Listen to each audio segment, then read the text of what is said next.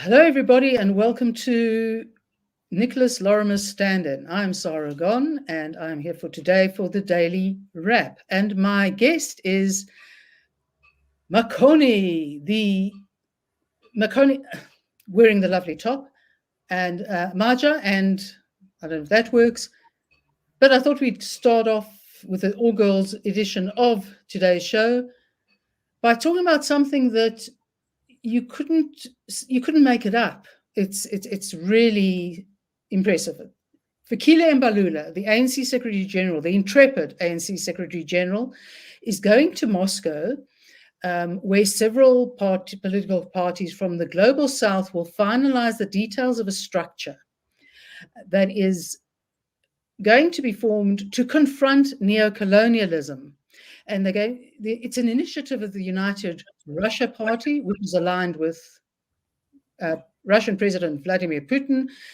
And I think now Vladimir Putin has made sure he's the only person in the race for president of Russia. You know, it's a 3-day meeting. And while it's unclear who will be present, the organizing committee in November last year included such luminaries as Algeria, Belarus, Brazil, Venezuela, Zimbabwe, China, Cuba, Laos, Lebanon, Mozambique, Myanmar, Nicaragua, Pakistan, Syria, Tajikistan, and us.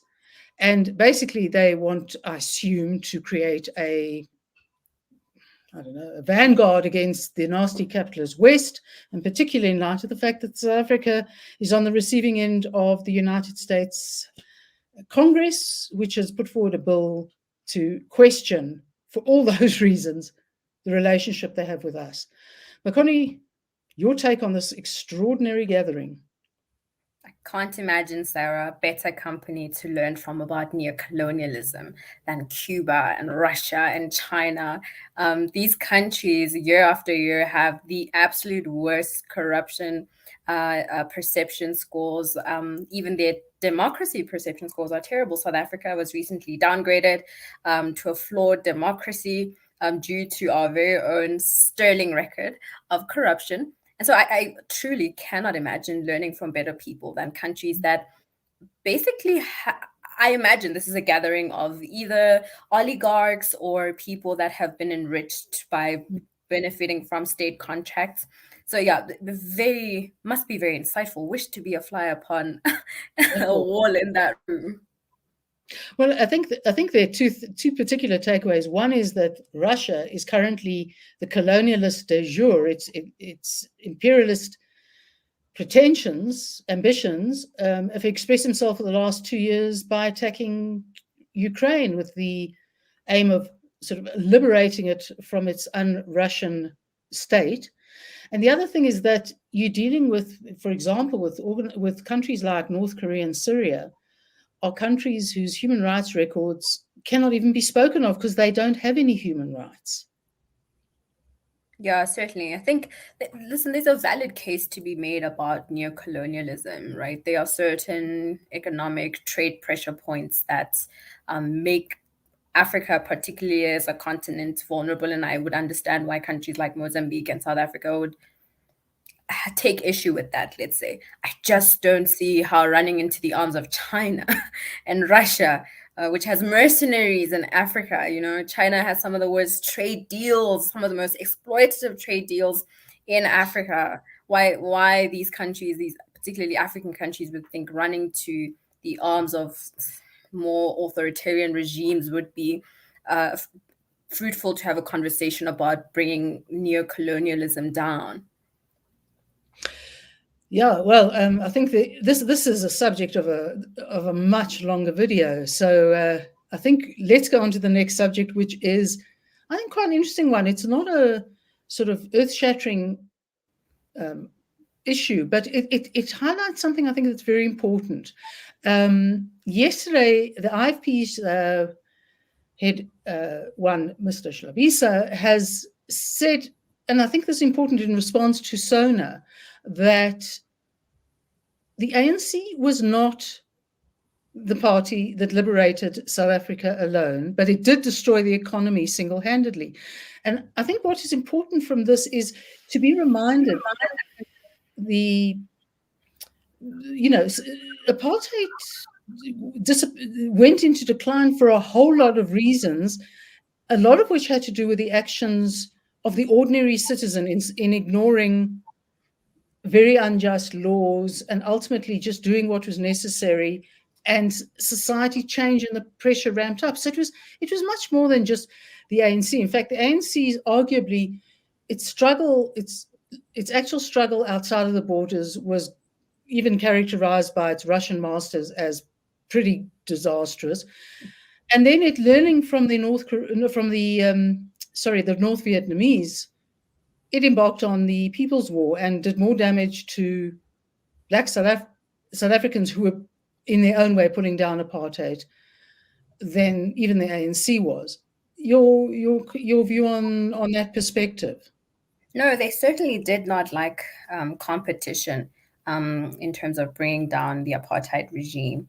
In fact, I actually remember a book, just trying to recall the name of it, but in there, he went on to become an ambassador in South Africa. He was a prominent ANC veteran, political fighter during apartheid times, also did a stint at Robben Island. But he makes concessions about the fact that there were actually times where they had to find out about some of the protest action that was happening while they were in Robben Island, had to find out about protest action that were taking place in South Africa months later, right? Including 1976 protests. They would find out about it from stealing newspapers from vehicles of police officers on Robben Island. So there was definitely a time where there was a huge vacuum that was filled by, your Black consciousness movements, which the ANC perceived as a threat at the time, by the IFP and by other civil organizations that have just simply not relevant anymore, given we are, 30 years deep into democracy.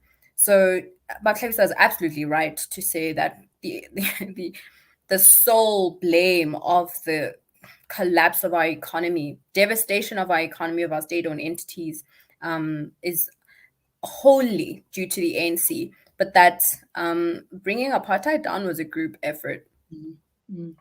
No, absolutely. And I think it's important because there's a mythology that, the victor takes the spoils and writes or rewrites history. Really? I think it's terribly important that South Africans perhaps remember that the ANC had very good PR, but, it certainly wasn't all them by any stretch of the imagination. Yeah, I agree with you. Sorry. Yeah.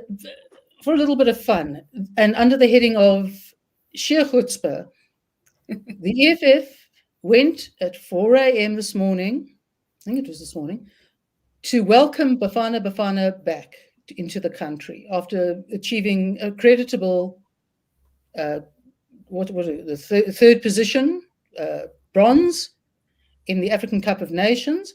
And as Julius is so adept at doing, he made hay of their devotion to Bafana, and they said they were there at 4 a.m. Because they were very, very concerned that when Bafana Bafana arrived, the place would be empty, and how they couldn't face that. They'd done really well, and the EFF was there to show that they were appreciated by the EFF. He went on to say, which I really liked, as he said, sorry, I'm just trying to find the exact period, because he scolded white people whose absence at the airport was notable given how Black South Africans supported the Springboks when the national rugby side enjoyed a tournament triumph, such as last year's World Cup victory that sparked huge nationwide celebrations. Now, I'm prepared to accept that Bafana Bafana has done a lot better and has taken a long time to do a lot better. But I think there are two things one has to look at here. One is, I don't know about you, but I would not be at the airport at 4 a.m. if God arrived at that time to visit South Africa. And winning a World Cup rugby from it's big.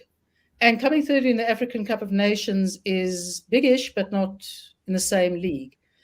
Am I being unfair, or am I just really critical of Julius's wondrous ability to spin something for the election? I think you may be unfair on the second point, Sarah. Remember, these are the same Bafana Bafana who were dubbed a bunch of losers by our then Minister of Sports and Recreation. So they've upgraded from being a sports. Exactly. So they've upgraded from being a bunch of losers to third in AFCON. So I highly celebrate the Bafana victory, but I agree with you certainly on the first part. Even loved ones arriving at the airport at 4 a.m. are pushing it. Okay. But I must say, on a more serious note, I think that if the Bafana had arrived at a decent hour, people would have probably gone by the droves, and if there was transport made available to especially people in the townships, they would have been supported. Okay, they deserve a royal welcome. Congratulations to the Bafana. But I'm quite underwhelmed, Sarah, by the fact that this is pretty much the only sort of PR moments I can think of that's come with the election being upon us. For watershed elections, the publicity stunting of political parties has been quite underwhelming. The fact that this is literally the only event I can think of a PR stuntish nature is certainly boring, to say the least. Well, I don't think it's quite as boring as the EFF's